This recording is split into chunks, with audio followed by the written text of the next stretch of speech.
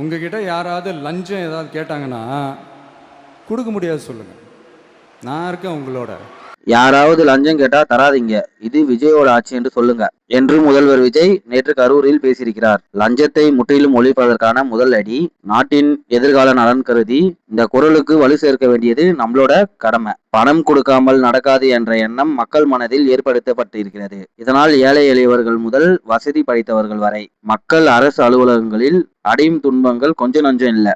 லஞ்சம் கொடுக்காதவங்களை அலக்கடிக்க வைப்பது, தராதவங்களை எத்தெஞ்சி பேசுவது, லஞ்சம் கொடுக்காதவங்களை எல்லா விதிமுறைகளையும் வளைப்பது எல்லா அரசு அலுவலகங்களில் வாடிக்கையாக நடந்து வருகிறது. யாராவது தீர்வு காண மாட்டார்களா என்ற வேதனையுடன் மக்கள் இருந்த வேளையில்தான் லஞ்சத்துக்கு எதிராக விஜய் தலைமையிலான தாவேகா அரசு முதல் அடி எடுத்து வச்சிருக்காங்க. நாட்டின் இதுவரை எந்த முதலமைச்சரும் இப்படி ஒரு செயலை செஞ்சிருக்க மாட்டாங்க. நேற்று கரூரில் விஜய் செய்திருக்கிறார். வேதனைப்பட்டு நிற்கும் மக்களுக்கு ஆறுதலாக முதல்வர் விஜய் பேசியுள்ளார். எனவே அவரது குரலுக்கு வலு சேர்க்க வேண்டும். லஞ்சம் தராமலும் லஞ்சத்திற்கு எதிராக போராடுவர்களை ஊக்குவிக்க வேண்டும்.